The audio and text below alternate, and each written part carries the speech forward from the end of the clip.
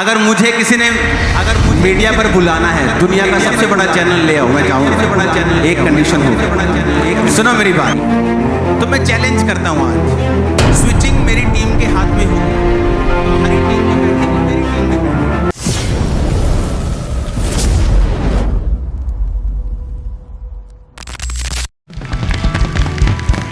Hallelujah. अपने घुटनों के बाहर आकर प्रभु से कहो, परमेश्वर, जो वचन, जो गवाहियां मैं सुनने वाला हूं, मैं उसे सुनूं और 100 गुना फलों को लेके आऊं। अपने घुटनों पर आकर मैंने जिंदा मेरे अंदर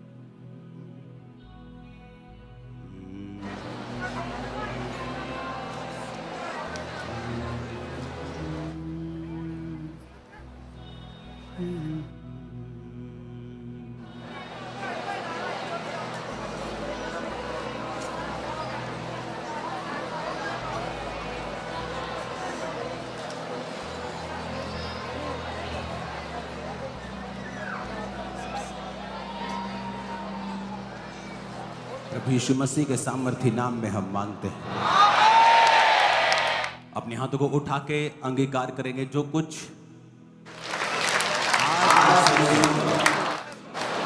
मैं भूलूंगा नहीं। अंगीकार करो, अपने हाथों को उठा।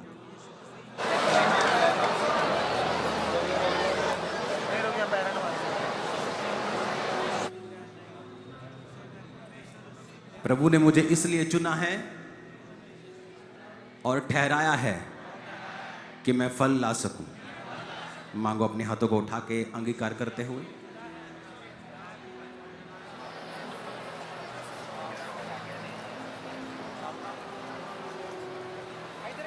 प्रभु यीशु मसीह के सामर्थी नाम में हम मांगते हैं।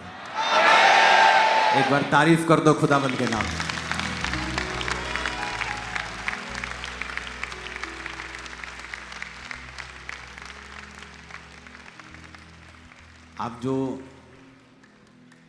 आप जो कर रहे हैं, आप जो देख रहे हैं, इंडिया में बहुत से लोग चाहते हैं ऐसा वो देखें और करें, बैठ सकें, ऐसे नहीं देख पा रहे हैं। और अगर हम देख पा रहे हैं ऐसा, तो इसको परमेश्वर का बड़ा अनुग्रह समझो।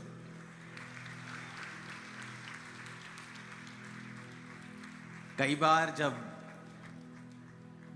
हम परमेश्वर के अनुग्रह को नेचुरल समझने लगते हैं, आम समझने लगते हैं,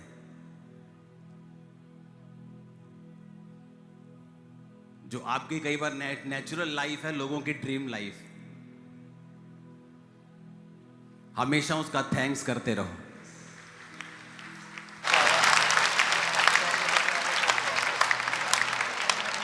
हालेलुया। एक टेस्टिमनी को हम सुनेंगे। अपोस्टल जी, इस भाई का नाम सहजप्रीत है, साथ में इनके फादर हैं और इनके सिस्टर हैं, और ये जलंधर शहर के रहने वाले हैं। 4 महीने पहले इस भाई को अचानक से हाई ग्रेड फीवर हो गया, और जब डॉक्टर के पास गए और इनके टेस्ट हुए, क्योंकि इनका शरीर जो था वो बहुत ज़्यादा वीक हो चुका था, डॉक्टर घबरा गए थे कि इसको कोई सीरियस कोई बीमारी ना हो। जब टेस्ट किए तो पता चला कि इस भाई को काला पीलिया का रोग हो गया है, जिसकी वजह से इसको फटाफट हॉस्पिटल में एडमिट कर लिया गया। रेगुलर मेडिसिन चलनी शुरू हो गई, और उस मेडिसिन से जब फर्क नहीं पड़ा तो डॉक्टर्स ने थक हार के इनको जवाब दे दिया, घर भेज दिया। फिर ये दूसरे डॉक्टर के पास इनको इनकी फैमिली लेकर गए। वहां पर भी जब चेक कराया, वहां पर भी पता चला कि यही बीमारी है, और इनका लीवर जो था खराब होना शुरू हो चुका था, और उस पीले के रोग की वजह से इनकी आंखें जो थी वो पूरी रीति के साथ पीली हो चुकी थी, इनके नाखून पीले हो चुके थे, इनका चेहरे का कलर भी जो था वो येलो होना शुरू हो चुका था, और कंडीशन सुधरने की बजाय और ज्यादा बिगड़ती जा रही थी। इलाज बेशक करवा रहे थे पर फर्क कुछ भी नजर नहीं आ रहा था। डे बाय डे बॉडी इतनी कमजोर हो गई कि खड़े तक नहीं हुआ जाता था, और इनकी फैमिली उठा के इनको टॉयलेट बाथरूम के लिए लेकर जाते थे। टोटली कंप्लीटली ये भाई जो है पूरी तरह से बेड के ऊपर जा चुका था। आपने अपनी टेस्टिमनी में लिखा है कि आपको लगता था कि आप नहीं बचोगे, अब जी, आप मर जाओगे जी। तो क्या महसूस होता था उस समय जब आप, कितने डॉक्टर्स के पास जा चुके थे आप? तीन देसी, 3 आयुर्वेदिक देसी, हाँ, और हाँ जी, और 3 अंग्रेजी। 3 एलोपैथी 3 अंग्रेजी देसी वाले, हाँ हाँ। हाँ जी 6 डॉक्टर से आपने ट्रीटमेंट करवा लिया था जी और आपकी फैमिली ऑलरेडी चर्च में आती थी, जी। और तब आपको कैसे आपकी हीलिंग हुई, क्या क्या हुआ इनकी लाइफ में? और अपोस्टल जी जब इनकी बहन जो है वो पहले से विश्वास में थी और ये बहन इनकी सोचती थी कि अगर ये चर्च जाएगा तो ये ठीक हो जाएगा। और जब इनको चर्च में लेकर आए तो इनको इमरजेंसी सेक्शन में बिठाया गया। उस समय खड़े भी नहीं हुआ जाता था, बीमारी की हालत इतनी ज्यादा इनकी बढ़ चुकी थी। 29 सितंबर 2024 की ये बात है, संडे मीटिंग के दौरान आपने स्पेशल हीलिंग के लिए ओके, आप चर्च के मेंबर नहीं थे? जी नहीं आप चर्च में नहीं आते थे? नहीं। क्यों नहीं आते थे चर्च में? आपकी सिस्टर चर्च में आती थी तो? मुझे डिप्रेशन में थोड़ा सा डिप्रेशन था और चर्च में नहीं आते थे। जी और जब रोग हुआ आपको, फिर आपकी बहन ने आपको बताया कि चर्च में जाना है। जी। तो क्या आप जब इमरजेंसी सेक्शन में बैठे थे आपको लगता था कि आप हील हो जाओगे? सच बताना, दिल में क्या था उस समय? मेरे दिल में था कि थोड़ा थोड़ा डिप्रेस और हाँ। थोड़ा थोड़ा नहीं लगता था कि इतनी बड़ी बीमारी, काला पीलिया हो गया, दूसरा पीलिया, काला पीलिया तो हेपेटाइटिस जो सी भी है, जो भी होता है ये, इसका ट्रीटमेंट हुआ नहीं, आपको हीलिंग हुई। जब आप वीक हो गए और आप बाथरूम भी आप खुद नहीं जाते थे, जी। कौन लेके जाता था बाथरूम? वो सिस्टर और फैमिली में मम्मा पापा। आप इसे जब पहली बार लेके आए, क्या बोल के लेके आए थे आप? अपना नाम बताओ, आप चर्च के मेंबर कब से हैं, कैसे आपके घर में हीलिंग हुई, कैसे क्या हुआ? पापा जी 2 साल से हम चर्च के मेंबर हैं। हाँ हाँ। मनीषा। और ये जब बीमार था तो आप इसको बोलते थे कि चर्च में जाना है? हाँ जी पापा जी। क्या बोलता था ये? पापा जी कहते सी मैं नहीं जाना, मेरा दिल नहीं करता चर्च जान नूं।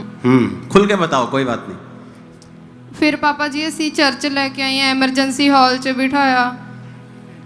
ब्रदर रोंदे हुंदे सी मैं नहीं जाना, मैनू ना धक्का ना करो, मैं नहीं जाना, चर्च नहीं जाना। फिर पापा जी असी लेके आए बन के, जिद्दां लेके आंदे हुंदे सीगे। बन के मतलब? मीन्स रस्सी नाल बन के पापा जी। Oh okay. ਫਿਰ ਪਾਪਾ ਦੁਸ਼ਟ ਆਤਮਾ ਦਾ ਸਹਾਇਆ ਸੀਗਾ ਪਹਿਲਾਂ ਤੇ ਉਦੋਂ ਅਸੀਂ ਬਾਬਿਆਂ ਕੋਲ ਜਾਂਦੇ ਹੁੰਦੇ ਬੰਨ ਕੇ ਇਹਨੂੰ ਬੰਨ ਕੇ ਲੈ ਕੇ ਜਾਂਦੇ ਸੀਗੇ। ਹਾਂਜੀ ਹਾਂਜੀ। ਜਦੋਂ ਐਮਰਜੈਂਸੀ ਸੈਕਸ਼ਨ ਤੁਸੀਂ ਲੈ ਕੇ ਆਏ ਕਿੱਥੇ ਬਿਠਾਇਆ ਸੀ ਇਹਨੂੰ? ਪਿੱਛੇ ਲਾਸਟ ਤੇ सेंटर 'ਚ ਬਿਠਾਇਆ ਸੀ ਪਾਪਾ ਜੀ, ਸੈਂਟਰ 'ਚ। ਔਰ ਇਹ ਕਹਿੰਦਾ ਸੀ ਕਿ ਨਹੀਂ ਮੈਨੂੰ ਨਾਲ ਲੈ ਕੇ ਆਇਆ ਕਰੋ। ਹਾਂਜੀ ਪਾਪਾ ਜੀ। ਇਹਨੂੰ ਕੀ ਲੱਗਦਾ ਸੀ ਜਦ ਹੋਰ ਜਗ੍ਹਾਵਾਂ ਤੇ ਗਿਆ, ਇਹਨੂੰ ਲੱਗਦਾ ਸੀ ਇਹ ਵੀ ਇੱਕ ਜਗ੍ਹਾ ਹੈ ਤੇ ਮੈਂ ਹੀਲ ਨਹੀਂ ਹੋਣਾ, ਡਾਕਟਰ ਵੀ ਹਾਰ ਗਏ, ਜਗ੍ਹਾਵਾਂ ਵੀ ਹਾਰ ਗਈਆਂ। ਹਾਂਜੀ ਪਾਪਾ जी। और कितना हीलिंग हुई थी उस दिन? क्या अपोस्टल जी जब आपने प्रेयर करी कि जो जितने जन इमरजेंसी सेक्शन में बैठे हैं बीमारी वाली जगह के ऊपर अनॉइंटिंग ऑयल अप्लाई करो, टीम ने ऑयल लगाया और एकदम से इनकी टांगों के अंदर बल आया और ये भाई खुद शॉक था कि ये कैसे हो रहा है। एकदम से करंट बॉडी में दौड़ा और इमरजेंसी सेक्शन से चल के ये पुलपेट के ऊपर उस दिन की गवाही भी है कि इनकी जी अपोस्टल जी इंस्टेंटली आगे आकर इनकी टेस्टिमनी हुई थी। ओके, उस गवाही को देखेंगे हम। अपोस्टल जी ये भाई भी कहते कि अपनी टांगों पर वजन नहीं डाल पा रहे थे, कहते टांगे सूखती जा रही थी, बिल्कुल भी चल नहीं पा रहे थे। परमेश्वर की सामर्थ ने छुआ है और ये चलने लगे। सुनो सुन, दिखाओ दिखाओ दिखाओ दिखाओ दिखाओ।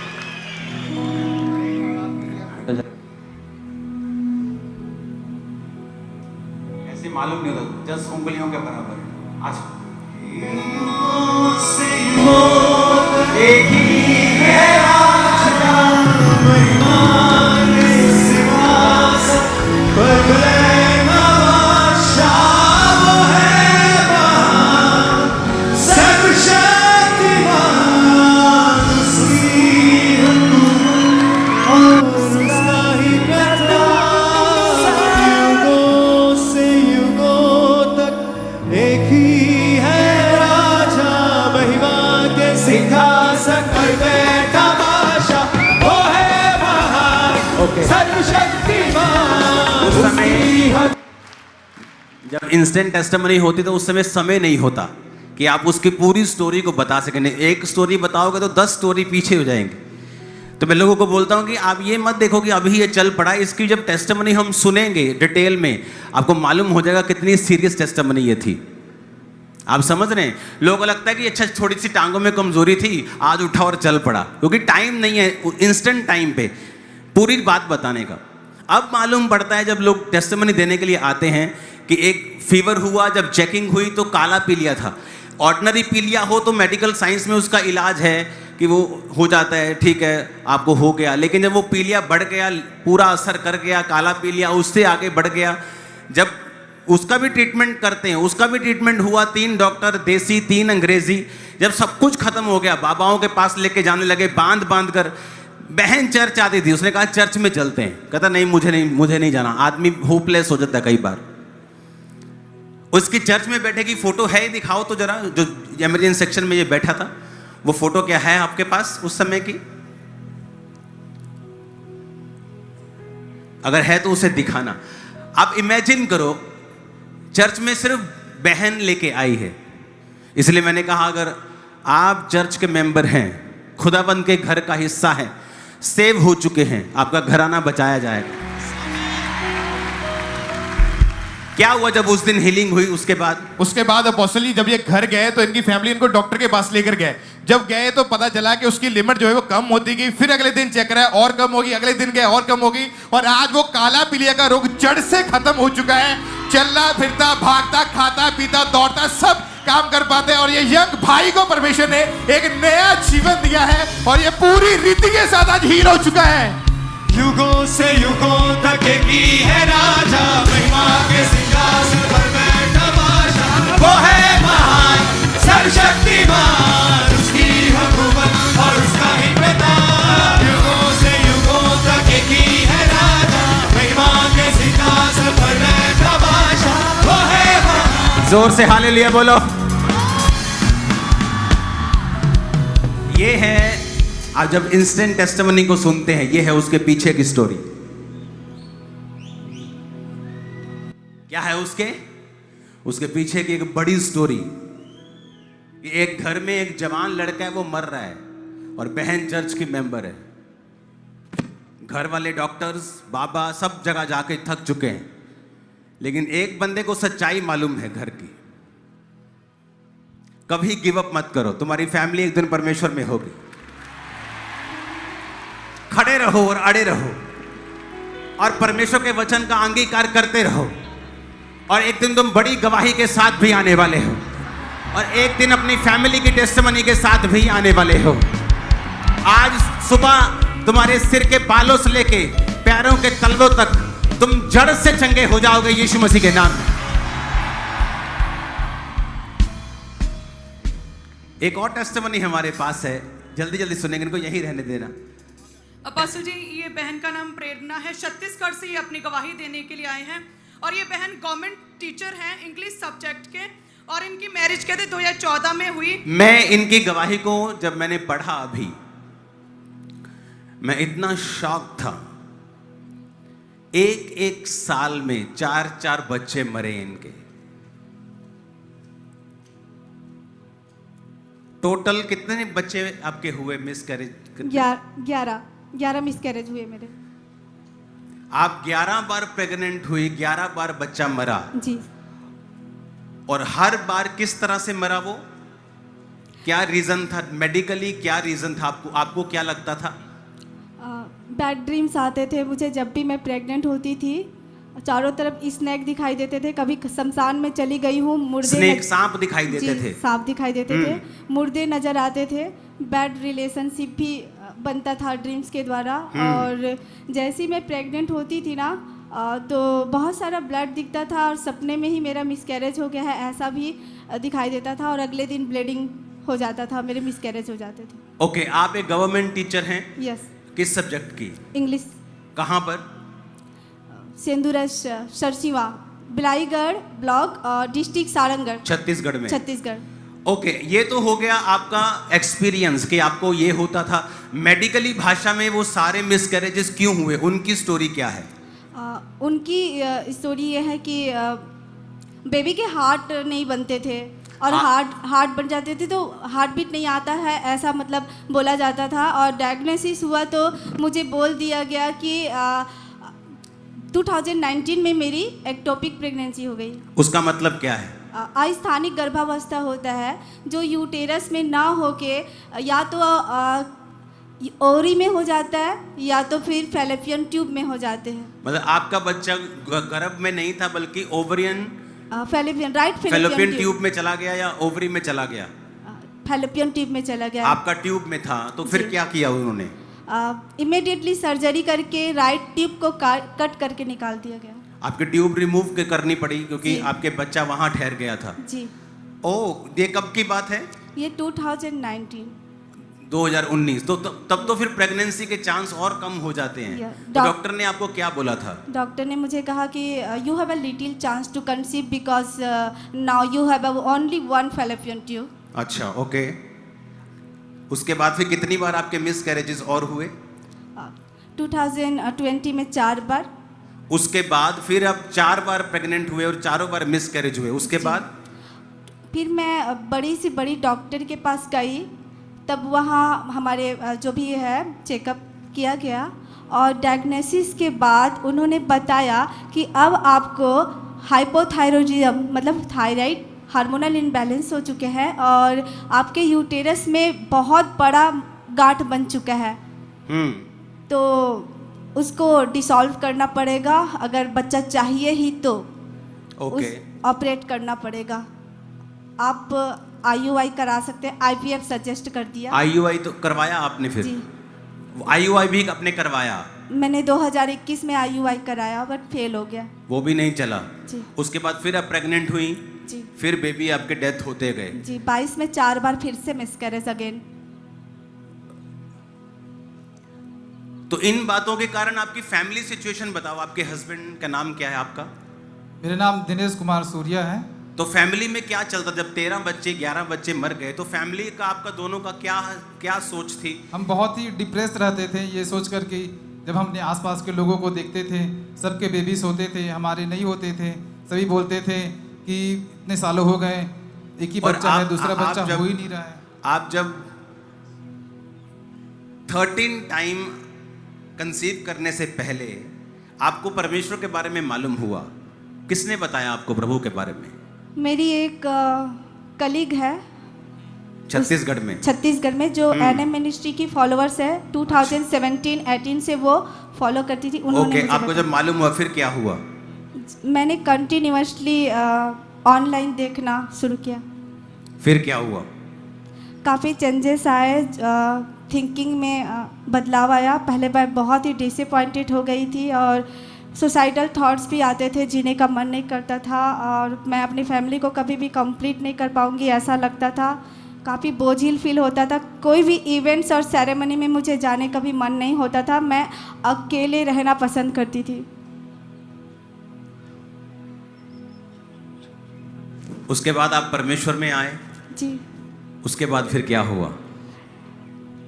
2023 को मैं फिर से प्रेग्नेंट हुई। ओके, और सुनो, प्रेगनेंसी पहले भी हो रही थी।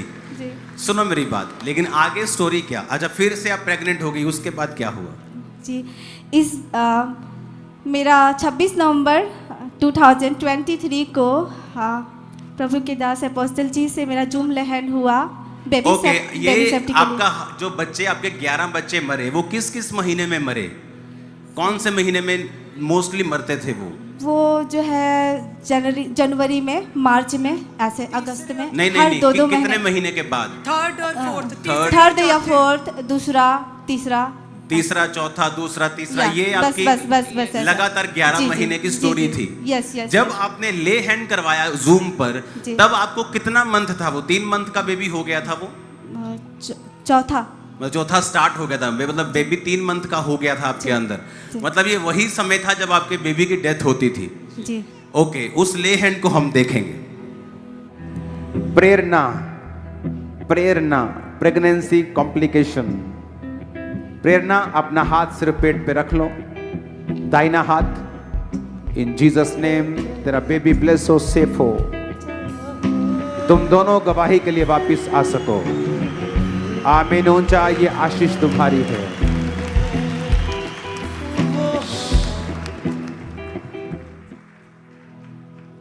ओके, तब ये वही समय था जब मोस्टली शैतान आप पे अटैक करता था। Yes yes. जब आप पर प्रेयर हुई और आप पे मैंने आपको जो भी बोला, उसके बाद प्रार्थना, आपका नाम क्या है? प्रेरणा। प्रेरणा। ओके, उसके बाद क्या हुआ जब आप पर प्रार्थना हुई तो? जी, इस बार प्रेगनेंसी के कोई भी कॉम्प्लिकेशंस मुझे नहीं हुए, कोई भी बैड ड्रीम्स नहीं आया, किसी प्रकार का जो भी पहले मेरे साथ होता था वो बिल्कुल भी इस बार नहीं हुआ। और फाइनली परमेश्वर ने 9 महीने मेरे बच्चे को संभाल कर रखा और 9 महीने बाद हेल्दी बेबी। Hallelujah, hallelujah. हम जाते ने तूफान ਜਦੋਂ ਯਿਸੂ ਬੋਲਦਾ, हम जाते ने तूफान ਜਦੋਂ ਯਿਸੂ ਬੋਲਦਾ, हम जाते ने तूफान ਜਦੋਂ ਯਿਸੂ ਬੋਲਦਾ, हम बोलता बोलता मेरा यीशु बोलता, बोलता बोलता मेरा यीशु बोलता, बोलता बोलता मेरा यीशु बोलता। नस जाता है शैतान ਜਦੋਂ ਯਿਸੂ ਬੋਲਦਾ, नस जाता है शैतान ਜਦੋਂ ਯਿਸੂ ਬੋਲਦਾ, बोलता बोलता मेरा यीशु बोलता। हालेलुया। मेरा यीशु बोलता, बोलता बोलता मेरा यीशु बोलता, बोलता बोलता मेरा यीशु बोलता। ऊंची आवाज में हालेलुया बोलो जरा। Hallelujah hallelujah. आप परमेश्वर यहोवा की भलाई का स्वाद चखने वाले हो इसी साल। आमीन इसी साल के खत्म होने से पहले आपकी लाइफ चेंज हो चुकी होगी। बैठ जाओ जरा। आमीन। गवाही को समझने की जरूरत होती है। कई बार इंस्टेंट में आप जल्दी जल्दी गवाही सुन लेते हैं, ये चल पड़ा, ये देख पड़ा, ये सुन पड़ा, बोल पड़ा, लेकिन उसके पीछे की स्टोरी बड़ी मार्वलस होती है। प्रेगनेंसी पहले भी होती थी, लेकिन हर 3rd, 4th, 2nd मंथ में सेम कॉम्प्लिकेशन। अगर आप इनकी जूम ले हैंड को देखोगे, सिर्फ उसको बिना आवाज के अगर दिखाना, जूम ले हैंड जब हो रहा था, आप उसको देखना जरा, फोटो को, बस फोटो को जूम कर दो, इसको स्टॉप। अगर आप इनके चेहरों पे देखोगे ना, इस समय स्ट्रेस का हाई लेवल है, क्योंकि सेम समय है वही वाला जब बच्चा डेड होता है। मैंने माएँ देखी हैं जिनके 8-8, 9-9 मिस कैरेजेस हुए, they are literally mental type हो जाता है उनका। आदमी लोगों को मालूम नहीं होगा, तुम्हें एक फिंसी भी हो जाना है, तुम्हें लगता है उनके अंदर एक बच्चा है जो हर 3रे महीने मरता है, उसको निकालना पड़ता है, ब्लीडिंग होती है, यूट्रस के बुरे हाल होते हैं, एक जान, एक हड्डी, मांस उसके अंदर से निकाला, आदमी सोच भी नहीं सकता। मैं बता रहा हूं। और जब मैं ऐसी औरतों से मिलता हूं, क्योंकि मुझे शुरू 20 साल से मैं ऐसे केसों को देख रहा हूं, पहले ये केस हैंडल नहीं होते थे, मैं सच कह रहा हूं। आज से अगर मैं 15 साल पहले की बात करूं तो मैंने प्रभु से मांगा था, क्योंकि चर्च में एक लेडी आती थी, वो बार बार मिस कैरेजेस हो ही जा रहे थे, और प्रभु से मैंने ग्रेस मांगी थी, परमेश्वर मुझे ग्रेस दे, ऐसे केस हील हो। पता कब की बात है ये? 2005 की, 2004 की, 2005 की बात कर रहा हूं। आप इमेजिन नहीं कर सकते, जिसके अंदर से 11 बच्चे मर गए और निकाल दिए हों, और वो अगर आप देखोगे ना, सेम फोटो दिखाओ उस समय की, अगर आप देखोगे इसके फेस के ऊपर सेम स्ट्रेस था, क्योंकि मालूम नहीं क्या होने वाला है। और मुझे थोड़ी मालूम है ये क्या केसेस हैं, जूम पे क्या है, just prayer prayer prayer prayer. कोई वहां बैठा है, कोई इमरजेंसी बैठा है, कोई जूम पे बैठा है, और उस प्रेयर को हम देखेंगे फिर से। प्रेरणा, प्रेरणा, प्रेगनेंसी कॉम्प्लिकेशन। प्रेरणा, अपना हाथ सिर्फ पेट पे रख लो, दाहिना हाथ। इन जीसस नेम तेरा बेबी ब्लेस हो, सेफ हो, तुम दोनों गवाही के लिए वापस आ सको। आमीन। ऊंचा, ये आशीष तुम्हारी है, और ये गवाही के लिए वापस आ चुके हैं। ओ हालेलुया, खड़कने वाला चाहिए।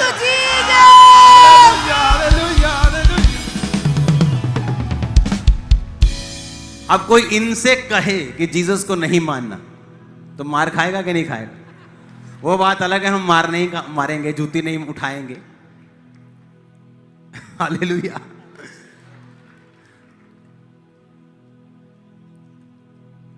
अब पता नहीं लोग कहां हैं जो मीडिया में चिल्लाते रहते हैं। देखो ना ये टेस्टिमनी, जाओ ना, चेक करो। अगर सुनो, अगर मुझे किसी ने मीडिया पर बुलाना है, दुनिया का सबसे बड़ा चैनल ले आओ, मैं जाऊंगा। एक कंडीशन होगी, सुनो मेरी बात।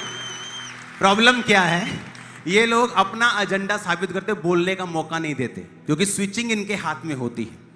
तो मैं चैलेंज करता हूं आज, स्विचिंग मेरी टीम के हाथ में होगी, तुम्हारी टीम भी बैठेगी, मेरी टीम भी बैठेगी। सुनो सुनो मेरी बात, हम आधे घंटे का लाइव नहीं करेंगे, हम 7 दिन 24 घंटे लाइव करेंगे। ओके, तुम्हारे सवाल होंगे, मेरे जवाब होंगे। ऐसे नहीं आधा घंटा क्या कर दिया, क्या कर दिया, पता ही। सुनो, मैं ऐसी बहस में शामिल नहीं हो सकता। मुझे अगर जवाब देना है, उस बात का जवाब में 25 मिनट लगेंगे, मैं बोलूंगा। तुम्हें सवाल करना है, तुम 20 मिनट लगा के सवाल करो, मैं सुनूंगा। हमारा लाइव मेरे चैनल पे भी चलेगा, तुम्हारे चैनल पे भी चलेगा। किसी को सुनो, किसी को अधिकार नहीं होगा कि चैनल कट कर दे कि बस जी अब प्रोग्राम हो गया, अब हम ऐड देखेंगे जी चॉकलेट की। नो नो नो, कोई चॉकलेट ऐड नहीं आएगी। सुनो, नहीं, बात यह है, अगर सच्चाई जाहिर होनी है, अगर आपको लगता है कि चर्च पाखंड है, तो उसे फिर पूरी तरह एक्सपोज करो। मैं पूरा जवाब दूंगा, तुम पूरा एक्सपोज करो। लेकिन वो बहस ऐसा है कि आज 9 से 5 चली, मैं 2 घंटे के लिए आया हूं, मैंने अपने साथी को भेजा, दूसरे दिन, तीसरे दिन, चौथे दिन आप अपने चैनल पे लाइव चलाओगे, काटोगे नहीं। फिर मैं अपने चैनल पे लाइव चलाऊंगा, काटूंगा नहीं 1 मिनट भी। देख लेते हैं, चलो आ जाओ। आप जस्ट आधे घंटे के लिए किसी नाम, वो जो होते हैं ना, जैसे नाम के होते लोग, नाम का क्रिश्चियन, वो नाम का हिंदू होता है लेकिन सारी बातें हिंदू के खिलाफ करता है, नाम का मुसलमान होता है लेकिन सारी बातें मुसलमानों के खिलाफ करता है। ऐसे नाम के क्रिश्चियन भी होते हैं जो सारी बातें पास्टर से खिलाफ करते हैं। तो वो ABCD नर्सरी वाली छोड़ के मैं मिनिस्ट्री में आया हूं, मैं भी तुम्हारे जैसा ही था। ओके, वो जो नर्सरी वाली गेम्स होती है ना, वो अपने पास रखो। वो गेम्स हमने खेली हैं, छोड़ी हैं, परमेश्वर में आए तभी। अगर किसी को सच्चाई जाननी है, आ जाओ, लेकिन लगातार लाइव चलेगा, कोई काटेगा नहीं उसको। और सुनो, लाइव चलेगा, एडिटिंग नहीं होगी फिर उसमें, लाइव चलेगा, लाइव, ऐसे जैसे अब लाइव चल रहा है। आ जाओ, अगर है तो हिम्मत तो है, आ जाओ, देख लेते हैं, आ जाओ। मैं ऐसी गवाहियां खड़ी करूंगा जो उन्हीं के लोग होंगे, मैं आपको बता रहा हूं। जाओ चेक करो और देखो, करो चेक।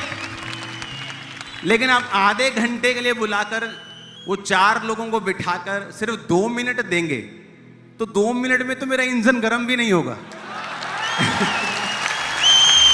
और डीजल इंजन होता है ना, पहले उन्होंने 5-10 मिनट उन्होंने गर्म कर दे सवेरे कि चलाना आज। मैंने कभी 1 घंटे की मीटिंग नहीं की होगी, आए आधा घंटे का सरमन, 15 मिनट ये 15, मेरा तो 1 घंटे में इंजन गर्म होता है कि अभी तो गर्म हो रहा है, अभी तो चलेगा। हालेलुया। अगर तो सच्ची सच्चाई जाननी है, अगर तो दुनिया के सामने सच्चाई रखनी है ना, मैं आपके साथ हूं। फिर मैं बताता हूं किस तरह से रखनी चाहिए सच्चाई। कि एक बंदा अगर गवाही दे रहा है, हम आज इस भाई की मान लो गवाही देते हैं, कल चैनल वाले जाएं, इस गवाही को वेरीफाई करें कि ये झूठ बोल रहा है, उसको धमकाएं कि अगर तू झूठ बोल रहा है, तेरे पीछे हम फलाने डिपार्टमेंट को लगा के तुझे जेल में डाल देंगे। उसको डराएं भी, फिर देखें कि क्या वो सच बोल रहा है कि झूठ बोल रहा है। तो कम से कम 10-15 दिन तो लगेंगे, नहीं लगेंगे? मेरी बात को समझ रहे कि नहीं? तभी लोगों को सच्चाई मालूम होगी कि एक्चुअल में क्या है। आप सिर्फ 15 मिनट के लिए चाहते हो कि मैं फोन पे डिडी डू डू करें, आप ये डिडी करें, वो मुझसे नहीं, वो ड्रामा नहीं होगा।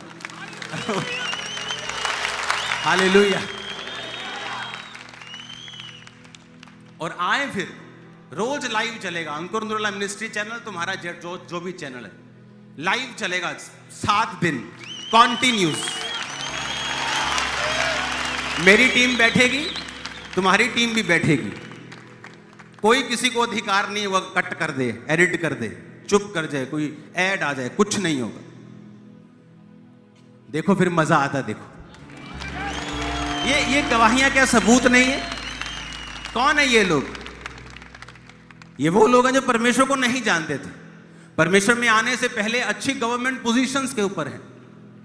कोई डॉक्टर है, कोई टीचर है, कोई बायोलॉजी में है, और आगे टेस्टिमनीज दे रहे हैं कि इस तरह से परमेश्वर ने मुझे छुआ। हालेलुया। ये आपके सामने ही है। करो एक्सपोज, बताओ तो ये अगर झूठे हैं तो जाओ इनको धमकी देके देखो, इनके बारे में पता करो, इनके बैंक खाते चेक करो, कहीं बैंक में ट्रांजैक्शंस तो नहीं हुई, कहीं उनको वैसे पैसे तो नहीं दिए। आदमी तो इतनी इंडिया एडवांस है, 30-30 साल पुराने लोग केस सॉल्व कर देते हैं। क्या ये नहीं होगा? पर अगर हर रोज ऐसी 10 गवाहियां आ रही हैं, 20 आ रही हैं, पूरे भारत में ऐसी 20,000 गवाहियां रोज आ रही, तो आपको क्या लगता है क्या हो रहा है? इसलिए मैं कहता हूं कि जब आप चर्च में आए, अपने धर्म के चश्मे को उतार कर आए, क्योंकि यीशु मसीह ने धर्म नहीं बनाया। अगर उसने धर्म बनाया होता तो जब लोग आप मीटिंग्स रोकते हो, आपके साथ फाइट की जाती। तो हमारे भी हाथ ताकत है, हम कोई किसी आइलैंड से नहीं आए, इसी पंजाब में साडा भी लहू वही है तुहाडा। हाँ, लड़ सकते हैं आप भी, पर बाइबल क्या कहती? मैं धर्म को बनाने के लिए नहीं, जीवन देने के लिए आया। आपको भी जब मालूम होगा कि वाकई ये वही लोग हैं जो हील हुए, इसको हील करके दिखाओ, इसको। यीशु मसीह बाबा थोड़ी है, वो कोई जादू टोने वाला थोड़ी है। इसको हील, ये 4 लोग बैठे हैं, बिठाओ 4 लोग, मैं पहले सुसमाचार सुनाऊंगा। यीशु मसीह जीवित है, उद्धार करता है। क्या तुम ग्रहण करते हो परमेश्वर को अपने उद्धारकर्ता के रूप में? मेरे पास कोई चद्दर थोड़ी है मैं डालूंगा भूम भूम भूम, कुछ नहीं होगा ऐसे। मैं उसको सुसमाचार दूंगा, उसको बताऊंगा कि परमेश्वर यीशु मसीह हील करता है अपनी महिमा के लिए, तुम्हारे पापों से तुम्हें आजाद करने के लिए। अगर फिर से तुम पापों से माफी चाहकर उसमें नहीं जाओगे और यीशु को उद्धार करता, भाई साहब मुझे ये बात बताने के लिए 15 मिनट लग जाएंगे, और 15 मिनट में तुम्हें 10 मशहूरियां देनी है। तो मुझे 15 मिनट सुसमाचार सुनाने के लिए चाहिए। मैं कोई वहां पे हीलिंग करके प्रूफ नहीं करना चाहता हूं। आपको क्या लगता है यीशु मसीह प्रूफ करना चाहता है? बाइबल कहती है वो प्रूफ कर चुका, क्रूस पे चढ़ चुका है। जो कोई विश्वास करेगा वो उद्धार को देखे। अरे तुम लोग, एक बंदा मसीह में नहीं आएगा तो ना आए, ऊपर कड़ा स्वर्ग हिलने वाला है कोई। अब ये आदमी जो बहन का एक भाई था, अगर चर्च में नहीं आता तो मर जाता काले पीले से। चर्च का क्या जाता, परमेश्वर का क्या जाता, स्वर्ग का क्या जाता? तुम्हारा जाता। आप लोग आगे बैठे हो, कितने पैसे दिए आगे बैठने के? आप पर ले हैंड हो रहा है, कितने पैसे ले हैंड के? 0। आप अभी प्रेयर माउंटेन में आओगे अगले मंगल बुधवार, कितने पैसे देकर आओगे? 0। अनॉइंटिंग ऑयल बांटा जा रहा है, कितने पैसे हैं? आप फ्री रहते हो, कितने पैसे? आप वहीं रहते हो, खाते भी वहीं हो रोज, कितने पैसे? तो पंजाबी जैसी छणकना लेना है तो एक कर सुनो, जे ही लेना जे नहीं कख नहीं है बिचों, ते कादे लिए ही ये कुछ करांगे। आप समझ रहे हो कि नहीं? मैं बचा हूं, मुझे प्रभु से प्यार है, मैं अपना बिजनेस छोड़ के आपको प्रीच कर रहा हूं। मेरे को इंडिया की सब्जियां, माहौल, हवा, पानी बिल्कुल भी अच्छा नहीं लगता, लेकिन मैं यहीं रहता हूं। क्यों? मेरी बुलाहट यहां की। मैं सच कह रहा हूं। अब नवंबर में देखो, गर्मी है, पसीना आ रहा है मेरे को, हवा में पूरा धुआं ही धुआं है। अगर मैं चाहूं तो आराम से अमेरिका में जाके मिलियंस ऑफ डॉलर्स में कमा सकता हूं। मेरी बुलाहट यहां की है। पैसा कमाना हो तो मेरे पास अमेरिका खुला है, मैं वहां जाऊंगा कि यहां आऊंगा? मैं 1 रुपया कमाऊंगा कि 80 जो डॉलर 85 रुपए का वो कमाऊंगा? दिमाग रखने की जरूरत है। हालेलुया। अगर मुझे प्रभु से प्यार है और मैं ये चाहता हूं कि लोग बचाए जाएं, तो मैं वहां पर लोग बचाऊंगा जहां पर उनको जरूरत है। मैं कनाडा में भी लोग बचा सकता हूं, लोग चले जाते हैं फॉरेन में, लेकिन कितने बचा लूंगा वहां पे? जितने मैं यहां बचा सकता हूं कहीं नहीं बचा सकता। आप देखोगे, जब हिंदी में प्रीच हुआ, मैं पंजाबी में प्रीच करता था, और एक दिन परमेश्वर ने मेरी जुबान को बदला और मैं हिंदी में प्रीच करना शुरू किया। मैंने कहा मैं हिंदी में प्रीच क्यों कर रहा हूं? तो परमेश्वर ने कहा नहीं, इंडिया में हर जगह लोग तुझे सुनेंगे और बाहर भी सुनेंगे। अब आप देखो क्या हो रहा है, सब जगह चर्चिस हो रही है।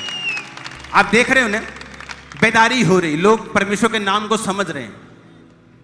ये प्राइस था मेरा कि एक जगह मुझे पसंद नहीं है तो भी मैं वहां रहता हूं।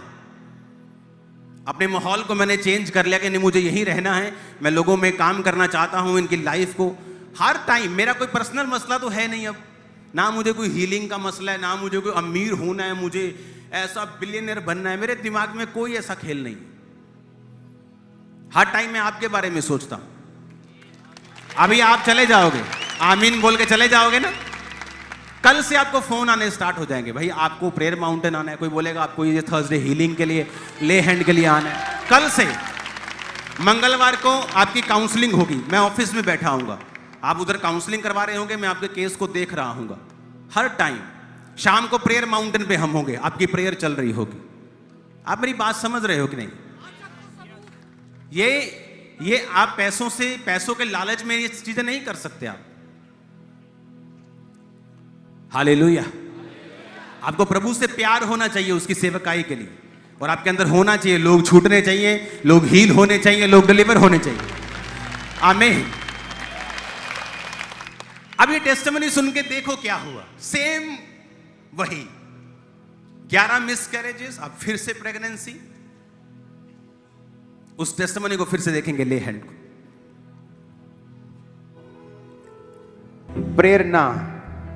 प्रेरणा प्रेगनेंसी कॉम्प्लिकेशन।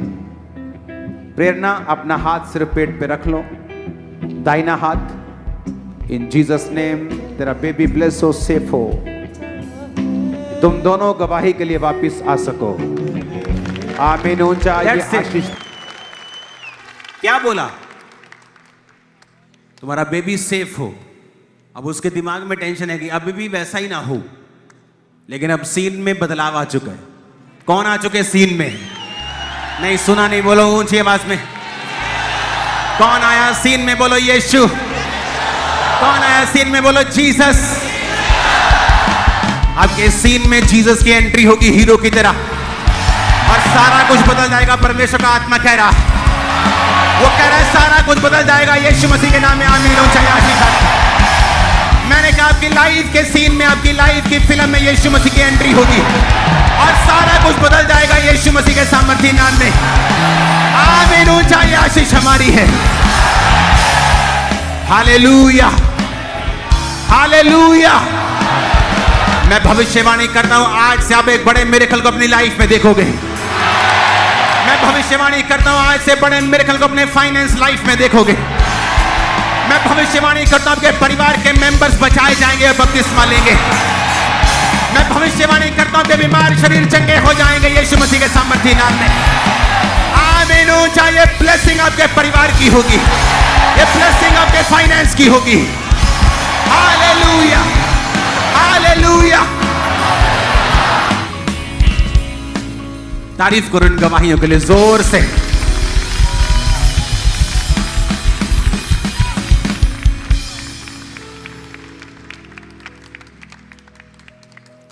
अब हम खोलेंगे यहोशू 8 उसकी 1 से 7, प्रकाशित वाक्य 19 उसकी 11 से 13, प्रकाशित वाक्य 12 उसकी 7 से 11, और इफिसियों 6 उसकी 12 आयत को। ऊंची आवाज में हालेलुया बोलो जरा।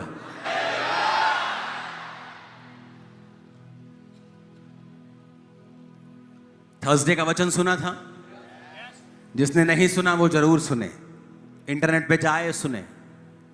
क्या था थर्सडे का वचन? जो भी करना है, क्या करना है? रेगुलर, लगातार, कंसिस्टेंसी। सब लोग प्रार्थना करते हैं, जब बड़ी गवाहियां देते हैं 2 दिन बड़ी जोश में, फिर तीसरे दिन जोश कम होता है, चौथे दिन और कम, फिर 5वें दिन फिर बिजी, फिर बर्तन मांज लिए, बच्चों को हिला लिया, पिला दिया, खिला दिया, धुला दिया, बस काम खत्म। और परमेश्वर ने क्या कहा? सीक्रेट क्या है आशीष लेने का? कंसिस्टेंसी, लगातार। अगर रोज प्रार्थना शुरू की है 2.5 घंटे तो रोज करनी, एवरी डे। मुझे आज भी याद है 2004 में जब एक संगति को मैं करता था, छोटे से थोड़ी सी संगति होती थी, 20-25 लोग होते थे, लेकिन हमारा एक रूल था कि शाम को 7 बजे एक बंदा ढोलकी पकड़ लेता था, एक बंदा छैना पकड़ लेता था, 2-3 बंदे 4 बंदे बैठ जाते थे और हमने 2 घंटे प्रार्थना करनी ही करनी है 7 से 9। और कितनों का दिल कर रहा होता था? एक का भी नहीं। और बातें कर लें, कुछ और बात कर लें, कहीं चले जाएं, सुसमाचार सुनाने चले, ऐसा लगता था उस समय। प्रार्थना ना हो जाए, कहीं प्रार्थना ना हो जाए, शैतान को यही प्रॉब्लम होती थी। लेकिन वो रेगुलर समय था, दिल करे ना करे 7 से 9 हमें प्रेयर करनी है। उसके बाद हम बाकी काम करते थे, सेवकाई का कोई काम कर लिया, कोई और काम कर लिया, कोई विजिट कर ली रात को 9 बजे के बाद। उसके बाद 11 बजे 12 बजे के बाद अपनी पर्सनल प्रेयर, सुबह उठे फिर प्रेयर। ये हमारी लाइफ थी। जो भी करना है उसे कैसे करना है? लगातार। अगर रोजे रखने हैं हफ्ते में 2 तो वो नियम बना लेना है। रोज 2.5 घंटे प्रार्थना करनी है, आपको मालूम है शैतान आपको रुकावटें डालेगा, नियम बना लेना है। बाइबल पढ़नी है रोज 1 घंटा, आधा घंटा, पौना घंटा, नियम बनाना है कि मुझे ये बाइबल पढ़नी ही पढ़नी है। आप ऐसा करके देखो, आप करके देखो, आपको फर्क नजर आएगा, एक करंट नजर आएगा, एक आपको फायर नजर आएगा, आपको एक प्रेशर फील होगा आत्मा में, जो परमेश्वर का आत्मा अजीब तरीके से आपको आगे ले जाएगा। और आपको सराउंडिंग में, अपने आसपास एक ग्रेस फील होगी, आपके लोगों के आसपास आपको कंट्रोल फील होगा, जो पहले कभी फील नहीं होता था। कुछ चीजें आप कंट्रोल नहीं कर सकते, लेकिन परमेश्वर की ग्रेस उसने कंट्रोल कर सकती है जब आप रोज प्रार्थना में बैठ जाएंगे। आमीन, ऊंची आवाज में बोलो।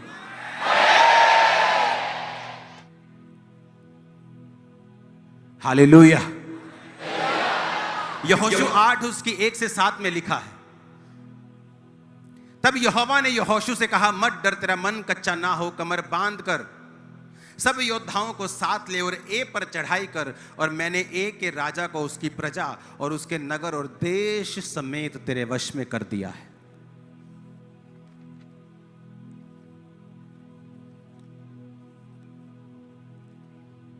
परमेश्वर ने क्या कहा? चढ़ाई कर, मैंने उसे तेरे वश में, अगर वश में कर दिया है तो चढ़ाई करने की जरूरत क्या है? अगर परमेश्वर कहता है कि फलाने पुराने नियम में लड़ाइयां होती थी, अगर परमेश्वर कहता है कि मैंने उस देश को तुम्हारे वश में कर दिया है, तो परमेश्वर ऐसा करना, उनको बेहोश कर दे रात को, मैं जाऊं, ये बेहोश हुए लोग हैं, इनको मारूं और ठीक। ऐसा हुआ? परमेश्वर ने कहा, मैंने आत्मा में तेरे वश में उन्हें, पर अब तुम्हें क्या करना है? तुम्हें जाना है और लड़ना है, जीत तुम्हारी होगी। बैठे बैठे कुछ नहीं होगा, तुम्हें जाना होगा और जीत तुम्हारी होगी। मैंने उन्हें तुम्हारे वश में कर दिया है।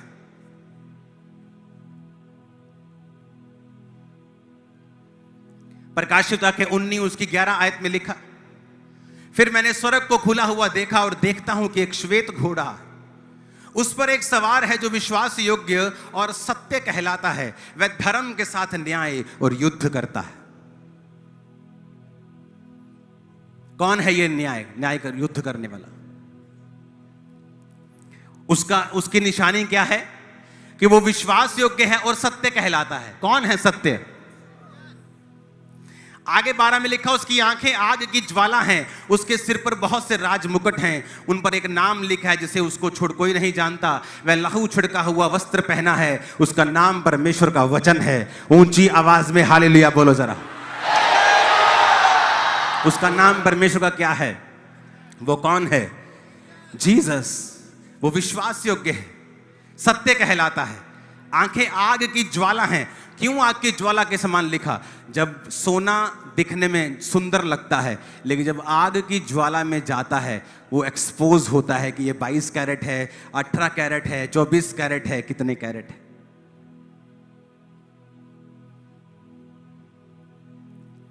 तो यीशु मसीह को जब लिखा जाता है ये उसकी आंखें आग की ज्वाला के समान हैं, यानी वो परखता है, वो जांचता है। आग में सब कुछ साफ हो जाता है, भूसी जल जाती है, खरा सोना प्रकट हो जाता है। उसके सामने कोई उसको धोखा नहीं दे सकता। आग को आप धोखा नहीं दे सकते। आग को ये नहीं बोल सकते आग ये ना ये शुद्ध सोना है, तो आग ये नहीं मान लेगी, आग उसको जला के चेक करेगी। तो यीशु मसीह के सामने जब बोला जाता है कि आंख की उसकी ज्वाला के समान उसकी आंखें हैं, यानी उसके सामने सब नंगे हैं। उसमें उसने लिखा है वो धर्म के साथ न्याय और युद्ध करता है। क्यों युद्ध करता है? वो युद्ध करना परमेश्वर एक विश्वासी को सिखाता है। मैंने विश्वासी देखे हैं जिन्होंने युद्ध नहीं किया, मसीह में होने के बावजूद भी उन्होंने उन गवाहियों को हासिल नहीं किया जो कर लेनी चाहिए थी। क्यों युद्ध नहीं किया? बहुत सी औरतें हैं ऐसी जो अपने हस्बैंड के साथ प्यार वाला युद्ध नहीं करती। उनको पता है उनके हस्बैंड को ये वाला खाना नहीं देना, ये वाली चीज नहीं खाने के लिए देनी, पर वो नहीं करती। और जब हस्बैंड फिर छोटी उम्र में जाता है फिर रोती, क्योंकि तुमने युद्ध नहीं किया, जो करना चाहिए था वो नहीं किया।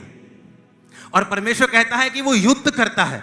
परमेश्वर के अंदर यीशु मसीह को कहा गया वो धर्म के साथ न्याय और युद्ध करता है। आप फाइट नहीं करेंगे, आप वो कभी हासिल नहीं करते जो आप डिजर्व करते हो। कि ये लड़की बड़ी सुंदर है जी, इसको अच्छा हस्बैंड मिलना चाहिए, ये आदमी बड़ा पढ़ा लिखा है, इसको अच्छी बीवी मिलनी चाहिए। इस तरह से तो लोग जो डिजर्व करते हैं दुनिया ही अलग हो जाएगी। लेकिन आप देखते हैं कई बार जो आदमी डिजर्व करता है उसे वो नहीं मिलता। आपकी जॉब में आपके बॉस की कई बार जो क्वालिफिकेशन या उसकी जो योग्यता होती है अपने नीचे काम करने वालों से भी कम होती है, क्योंकि जो आप डिजर्व करते हैं आपको वो नहीं मिलता, जिसके लिए आप फाइट करते हैं आपको वो मिलता है। आपको जो फाइट करते हैं, लड़ते हैं जिसके लिए। अब हमारी लड़ाई क्या क्या है? वचन कहता है प्रकाशित वाक्य 19 उसकी 11 और 13, प्रकाशित वाक्य 12 उसकी 7 से 11 और इफिसियां 6 उसकी 12 आयत में लिखा है, क्योंकि हमारा मल्ल युद्ध मांस और लहू से नहीं परंतु प्रधानों, अधिकारियों और संसार के अंधकार के हाकिम और दुष्टता की आत्मिक सेनाओं से है जो आकाश में है। कहते तुम्हारा युद्ध शैतान के साथ है। तुम्हारा युद्ध, तुम प्रार्थना में बैठे हो और तुम्हें गंदी बातें याद आ रही हैं। तुम्हारा युद्ध किसके साथ है? तुम्हें लगता है, कलीसिया को लगता है हमारा सबसे बड़ा दुश्मन सरकार है, हमारा सबसे बड़ा दुश्मन वो है जो हमारा विरोध करता है।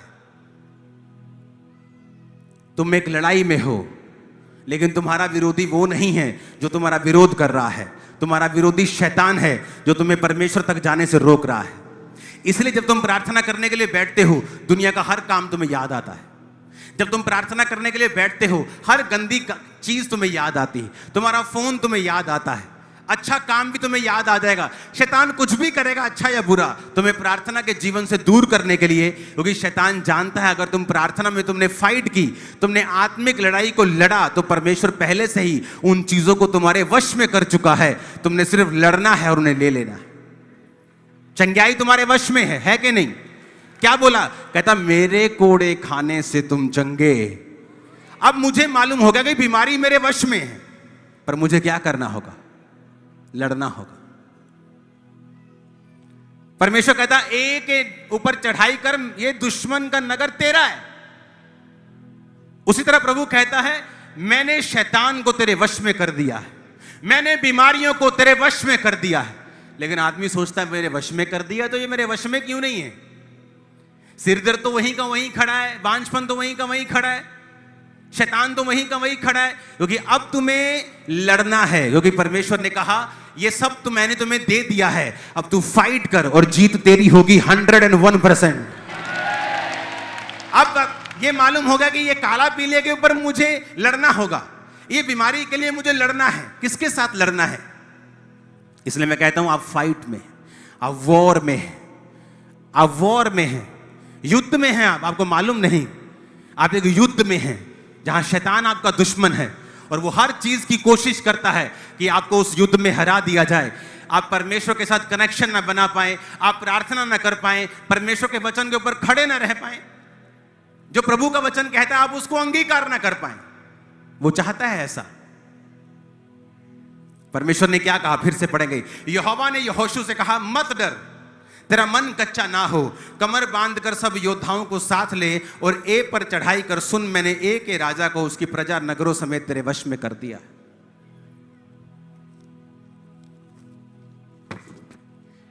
अब मेरे को आत्मिक बातें छोड़ दो, जरा 2 मिनट सोच दो, ऐसे संसार की तरह से सोचो। क्या सचमुच परमेश्वर ने उसको वश में कर दिया था? नहीं, संसारिक रीति से नहीं किया ना, आत्मिक रीति से कर दिया, संसारिक रीति से। हाँ, मान लो आप सारी प्रजाओं में यहोशू हूं, हाँ, मैं उठ के कहता हूं प्रभु ने वो 7 वाला देश हमारे वश में कर दिया है। बीच में वो बोलेगा अच्छा है यार। आप समझ रहे हो कि नहीं? बोलेगा अगर वश में कर दिया तो फिर वो राजा आके सरेंडर कर देगा। अगर वश में कर दिया तो वो लोग बेहोश हो जाएंगे, अपने आप आ जाएंगे, बोलेंगे हमारे देश पे कब्जा कर लो। ऐसा तो कुछ नहीं हुआ, वो तो बड़े अच्छे हैं, तो पार्टी कर रहे हैं। आपको लगता है बीमारी अपने आप सरेंडर कर देगी, शैतान अपने आप आके सरेंडर कर देगा? जब परमेश्वर कहता है कि मैं तुम्हें सांपों पर अधिकार देता हूं, पर तुम्हारा अंगीकार क्या है? जादू टोना हल्ले भी मेरे जीवन च काम करता, मुझे दुष्ट आत्मा बहुत सताती है, ये बीमारी मेरे लाइफ में 20 साल से है, तुम्हारा अंगीकार ये है। परमेश्वर कहता है मैंने तेरे वश में कर दिया है, अब जा और उसे जीत ले। और अगर आप आगे पढ़ेंगे उसकी 2 आयत को, जैसा तूने यरीहो और उसके राजा के साथ किया वैसा ही ए और उसके राजा के साथ भी करना। पशुओं समेत उसकी लूट तो अपने लिए रख सकोगे, परंतु उस नगर के पीछे की ओर अपने पुरुष घात में लगा दो। यहोशू ने सब योद्धाओं समेत ए पर चढ़ाई करने की तैयारी की और यहोशू ने 30,000 पुरुषों को जो शूरवीर थे चुनकर रात को ही आज्ञा देकर भेजा और ये आज्ञा दी, सुनो तुम उस नगर के पीछे की ओर घात लगाकर बैठे रहना, नगर से बहुत दूर ना जाना, सबके सब तैयार रहना। मैं अपने सब साथियों समेत उस नगर के निकट आऊंगा और जब वो पहले के समान हमारा सामना करने को निकलेंगे हम उनके सामने से भागेंगे और ये सोचकर कि वो पहले के समान भागे जाते हैं वो हमारा पीछा करेंगे और हम उनके सामने से भागकर उन्हें नगर से दूर ले जाएंगे और तुम घात में से उठकर नगर को अपना कर लेना, क्योंकि तुम्हारा परमेश्वर यहोवा उसे तुम्हारे वश में कर देगा। क्या किया उन्होंने? समझने वाली बात है। परमेश्वर कहता मैंने वो देश तुम्हारे वश में कर दिया। तब भी यहोशू को प्लान बनाना था और प्रभु से प्रार्थना की, प्रभु प्लान क्या है? प्रभु ने कहा तू ऐसा कर, उनके जहां उनका नगर है उसके पीछे की ओर अपनी सेना लगा दे। उसने 30,000 योद्धाओं को पीछे लगा दिया और तू कहता तू आगे से उनसे लड़ने के लिए जाना। जब वो आगे से तुम्हें लड़ता हुआ देखेंगे सारे तुम्हारा सामना करने को निकलेंगे और जब सारे इधर आ जाएं तुम पीछे वाले लोगों को इशारा करना, वो उन्हें मार देंगे। मतलब स्ट्रेटजी, योजना, डिवाइन प्लानिंग। जब आप परमेश्वर आपसे कहता है कि मैंने तुम्हें सांपों पर अधिकार दिया है, बिच्छुओं पर, शैतान पर, बीमारियों के ऊपर, कमजोरियों के ऊपर, श्रापों के ऊपर, उस गरीबी के ऊपर, तो उसके बाद तुम परमेश्वर के साथ मेल मिलाप में बैठते हो, प्रार्थना करते हो, परमेश्वर आगे की योजना बताता है। अब इसको लेना कैसे है? बेटा तू 2 घंटे प्रार्थना कर, आज तू गैर भाषा में प्रार्थना कर, आज तू बाइबल ज्यादा पढ़, आज तू रोजा रख। ये परमेश्वर की योजना होती है। जब आप फिर परमेश्वर की हुजूरी में बैठते हैं कि जो युद्ध परमेश्वर ने मुझे करने के लिए बोला है और ये बोला है कि मैं इसमें जीत जाऊंगा, अब मुझे उसे जीतना कैसे है? मान लीजिए परमेश्वर का आत्मा आपको वचन पढ़ते हुए आपको लगता है कि मुझसे बात की है, तू तेरा घराना बचाया जाएगा, आपका हस्बैंड अभी बचा नहीं है, आपकी वाइफ बची नहीं है, आपके बच्चे शायद बचे नहीं है, कोई भी हो सकता है। फिर आपको ये मालूम होगा कि परमेश्वर का वचन ये कहता है कि ये बचाए जाएंगे। अब आगे क्या? अब मुझे लड़ना है। लड़ना कैसे है? आप प्रार्थना में बैठ जाएंगे आपके पास टीवी है, आप टीवी को छोड़ देंगी, सास बहू ये वो फलाना नागिन शागिन सब छोड़ देंगी, आप बैठेंगी प्रार्थना में, आप प्रेयर में बैठेंगी, आप 1 दिन 2 दिन 10 दिन 20 दिन परमेश्वर का आपसे बात करेगा। अपने हस्बैंड से प्यार से बात कर, या अपने हस्बैंड से इस विषय में बात कर, अपने बच्चे से इस तरह से कर। वो अलग होगा उससे जो आप रेगुलर करते हो। क्यों? क्योंकि आप प्रेयर में बैठ गए हो और अब परमेश्वर आपको योजनाएं बता रहा है। आप मेरी बात समझ रहे हो कि नहीं? फिर जब वो आपको योजनाएं बताता है, फिर आप उसी तरह से चलना शुरू करते हैं, और धीरे धीरे धीरे जो वचन में आपके लिए जीत लिखी है, तू तेरा घराना बचाया जाएगा, उसके कोड़े खाने से तू चंगी हो चुकी है, आपकी लाइफ में पूरा होना शुरू हो जाएगा। आप समझ रहे हो कि नहीं? अब एक तरफ परमेश्वर कहता है कि तू तेरा घराना बचाया जाएगा, दूसरी तरफ आपका व्हाट्सएप ऑन है, फेसबुक, इंस्टाग्राम ये स्क्रॉल हो रहा है 2-2 घंटे, कमेंट्स चेक हो रहे हैं, स्क्रॉल हो रहे हैं, टीवी पे कौन सा प्रोग्राम आ रहा है, कौन सी नेटफ्लिक्स पे नई पिक्चर आई है, सब कुछ देख लिया। तो वायदा कैसे पूरा होगा? परमेश्वर कहता है यहोशू ये नगर तेरा है। बड़ा नगर था, हट्टा कट्टा, यहां तक कि जब यहोशू अपने भेदिए भेजता था कि जाके नगर को देखो, तो बोलते भाई साहब गलती से भी चढ़ाई मत करना, बड़े बड़े लोग हैं वहां पे, 7-7 फुटे मार देंगे हमको। लेकिन परमेश्वर क्या कहता था? डर मत, तेरा मन कच्चा ना हो। मान लीजिए आप एक 150 किलो के पहलवान हैं और सामने आपके 25 किलो का एक कांगड़ी पहलवान खड़ा है। हां, आपको आपका कोच कहेगा मत डर, तेरा मन कच्चा ना हो। आप समझे नहीं? मान लो 150 किलो का बंदा सामने 30 किलो के बंदे से लड़ने जा रहा है, उसका कोच क्या कहेगा? ओ जा यार चपेड़ा मार दो, खत्म कर, कहेगा कि नहीं?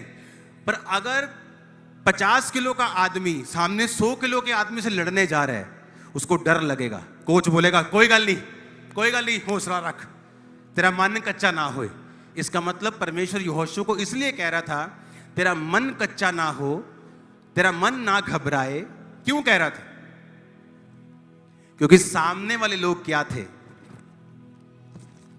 मजबूत थे। आमीन। मत डर, तेरा मन कच्चा ना हो, कमर बांध कर सब योद्धाओं को साथ ले। आप मेरी बात समझ रहे कि नहीं? परमेश्वर इसलिए यहोशू को कह रहा था कि मत डर, तेरा मन कच्चा ना हो, क्योंकि सामने का दुश्मन हैवी था। लेकिन प्रभु कह रहा था मैंने तुझे वो देश दे दिया है। हाँ, समझे नहीं क्या? आपको हो सकता है आपका हस्बैंड बड़ा क्रूल टाइप का आदमी हो, बोलेगा जे तू मसीदा ना लिया तेरा मैं ढिड पाड़ देना। हाँ, कहते ना ऐसे, तेरा सिर पाड़ देना। आपको लगता है कि ये आदमी नहीं बच सकता, डॉक्टर ने बोल दिया ये कैंसर हो गया, आप नहीं, मैं बचूंगी, ये दुष्ट आत्मा बड़ी भारी है 20 साल से। आप अगर अपनी शारीरिक आंखों से देख रहे हो, आप कभी नहीं देख सकोगे कि परमेश्वर आपसे क्या कह रहा है। इसलिए प्रभु ने कहा यहोशू उनकी ओर नहीं देखना है, मत डर। क्यों कहा? क्योंकि वो बड़े थे, हट्टे कट्टे थे, आधुनिक थे। ये कोई इस्टेब्लिश देश थोड़ी था, चलते फिरते 20 लाख लोग थे, कोई सेना थोड़ी थी तोपों वाली, वो सेनाएं थी, तोपें थी, डिफेंस सिस्टम था। आज इजराइल से क्यों डरते हैं लोग? जब वो मिसाइल फेंकता है, इजराइल के पास डिफेंस सिस्टम है, जैसे देश में मिसाइल एंटर करती है 99.9% मिसाइलें वो खत्म कर देते हैं। इनके पास कोई डिफेंस नहीं है इजराइलियों के पास। तब परमेश्वर कहता मत डर, तेरा मन कच्चा ना हो, वो तेरे वश में कर दिए गए हैं। आज मैं भविष्यवाणी कर रहा हूं, वो बीमारी तुम्हारे वश में कर दी गई है, वो गरीबी तुम्हारे वश में कर दी गई है, वो गरीबी तुम्हारे वश में कर दी गई है, वो शैतान तुम्हारे वश में कर दिया गया है आज से, अभी से।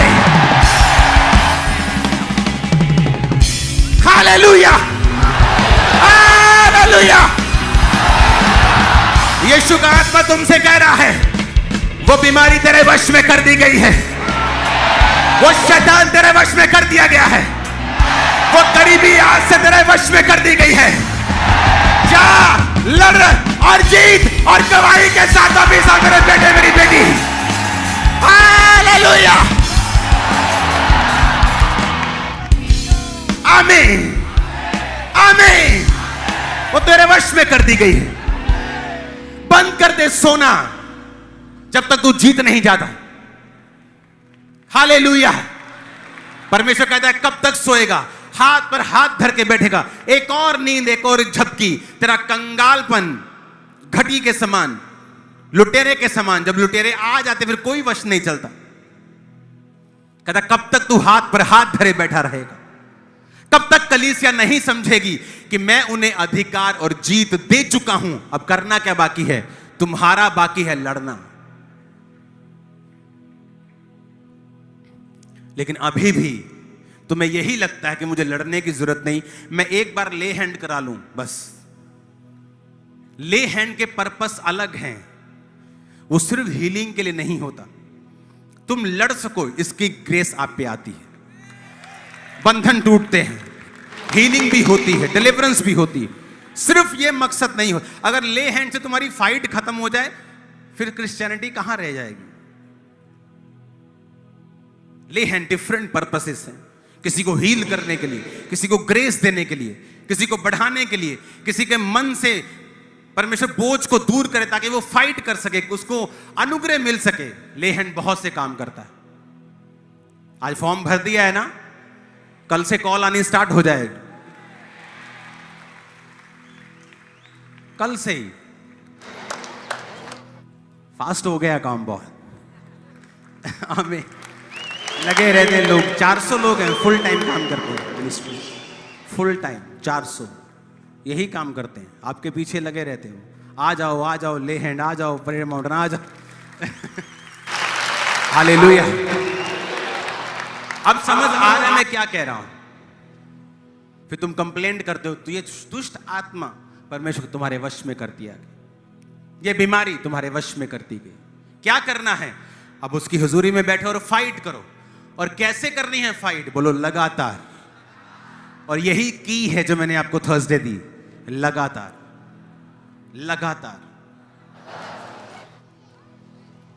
उसेन बोल्ट 115 सेकंड भागा अपनी लाइफ में, कितने मेडल लाने के लिए? एक मेडल नहीं, उसके पास काफी मेडल, 10 12 15 पता नहीं कितने गोल्ड, ओलंपिक गोल्ड मेडल। कहता उस 120 सेकंड को मत देखो, मैंने 20 साल ट्रेनिंग की है उस 120 सेकंड दौड़ने के लिए।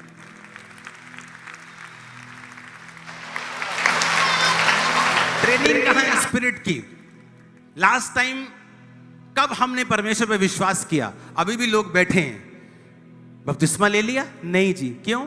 फिर रिश्ते कितने कर हमने। जो परमेश्वर कैंसर से हील कर रहा है, काला पीलिया से हील कर रहा है, आपको लगता नहीं रिश्ता नहीं देखो होना? बाकी सारा प्रभु ने, रिश्ता नहीं होना। सोचो हमारा विश्वास कितना कम है, हमने कितना ब्लॉक कर दिया परमेश्वर की आत्मा को। आप बोलो भाई साहब रिश्ता 40 में भी हो जाए तो कराना मसीह में है, देखो फिर टाइम पे होता है। बपतिस्मा नहीं लिया, क्यों? लोग विरोध ना करें, ना धोबी का घुत्ता, ना घर का, ना घाट का, ना आगे ना पीछे, ना परमेश्वर के, ना शैतान। क्या खिचड़ी बना रखी। परमेश्वर कहता तू कोसा है, कोसा, मैं तुझे अपने मुंह से उगलने पर हूं। कहता या तो ठंडा हो जा या गर्म हो जा।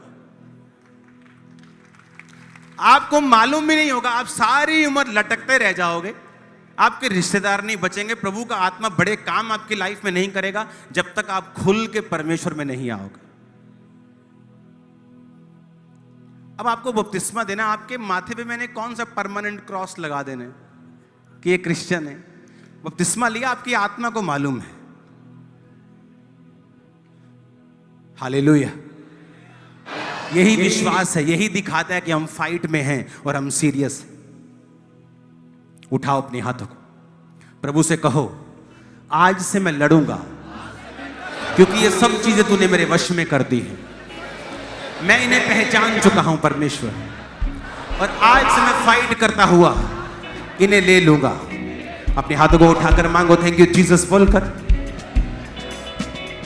अगर आप रोजे नहीं रखते, प्रार्थना नहीं करते, विश्वास में नहीं है, ये सब चीजों को आपको करना है। अपने हाथों को उठाओ, अंगीकार करो कि प्रभु आज से तू मुझ में एक नया आदमी देखेगा, नई औरत देखेगा, एक नया जन देखेगा जो तेरे वचनों पे चलेगा।